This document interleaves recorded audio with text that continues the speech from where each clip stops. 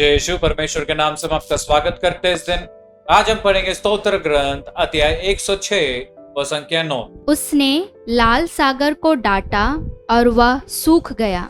उसने उन्हें गहरे सागर के उस पार पहुंचाया, मानो वह मरुभूमि हो। मेरे भाई और बहनों, ये कहानी तो हम जानते हैं कि परमेश्वर ने वो लाल सागर को दो भाग में कर सूखे जमीन में अपने लोगों को चलाया। मेरे भाई और बहन, हमने ये कितनी बार सुना है कि परमेश्वर ने ये जो कार्य किया वो कितना सुंदर कार्य था और अपने लोगों को पूर्ण रूप से बंधनों से बचाया। मेरे भाई और बहनों, लेकिन एक चीज जान लीजिए, परमेश्वर ने वहां रास्ता बनाया जहां कोई रास्ता संभव नहीं था।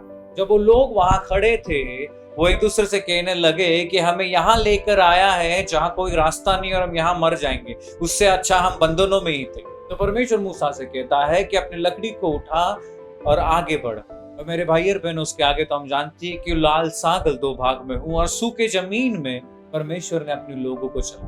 मेरे भाई और बहनों, आज हम अपने जीवन में उस प्रकार आ चुके हैं, उस प्रकार अटक चुके जहाँ कोई रास्ता नहीं दिखता। वो बीमारी हो सकता है, पैसे की कमती हो सकता है, हर एक चीज जो हमें पूर्ण रूप से मरा हुआ रास्ता दिखता है कि इसके आगे तो कुछ है ही नहीं, मृत्यु है। मेरे भाई और बहनों, आज वचन वो सब व्यक्ति से कह रहा है, अगर परमेश्वर उन लोग के लिए रास्ता बना सकता था जहां असंभव है, वो हमारे लिए भी कर सकता है, क्योंकि वो आज, कल और हमेशा एक ही परमेश्वर। उसका स्वभाव बदलता नहीं, उसका मन बदलता नहीं। अगर वो उसके लिए कर सकता है, उनके लिए कर सकता है, हमारे लिए भी करे।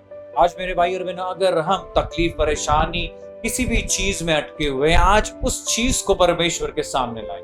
जिस प्रकार परमेश्वर ने मूसा को कहा कि अपने लकड़ी को आगे बढ़ा, उसने उस वचन का पालन किया बिना कुछ सोचे समझे। मेरे भाई और बहनों, बिना परमेश्वर को उल्टा जवाब देते हुए कि होगा नहीं होगा, करने से अगर आगे होगा या ना आएगा, बिना वो सब सवाल पूछे हुए उसने अपने लकड़ी को आगे डाला और परमेश्वर ने अपना कार्य किया। ये सुबह हमारा जो भी तकलीफ है, हम आगे परमेश्वर को करें और बाकी परमेश्वर को करने।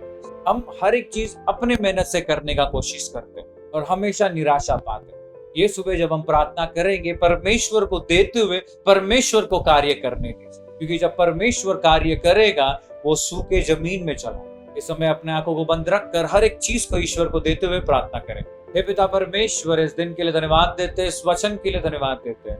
परमेश्वर, तूने वहां रास्ता बनाया जहां कोई रास्ता संभव ही नहीं था। तूने अपने चुने हुए के लिए परमेश्वर उस लाल समुंदर को पूर्ण रूप से दो भाग में किया और सूखे जमीन पर अपने लोगों को चलाए।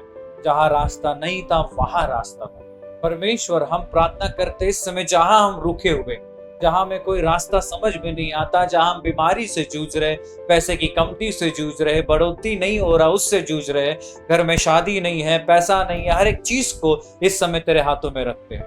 यहाँ हम रुके हुए परमेश्वर, उस चीज को तुझे देते हैं। हम प्रार्थना करते परमेश्वर, तू हमारे इस चीज में रास्ता निकाल। हम अपने मेहनत से तो करके देख लिए, कुछ संभव नहीं हो रहा है। आज परमेश्वर तुझे देते हुए तू मार्ग, तू रास्ता निकाल, क्योंकि मार्ग सत्य जीवन तू है, तो तू मार्गदर्शन बना मार्ग। जिस प्रकार तूने मूसा से कहा अपने डंडे को उठ, उस प्रकार परमेश्वर तू हमसे कहे कि हम क्या करें, और हम वही करेंगे जो तू कहेगा, बिना सोचे बिना समझे। हर एक चीज को इस सुबह तेरी ओर देते हुए ये प्रार्थना मांगते और कबूल करते हैं। आमीन। जय श्री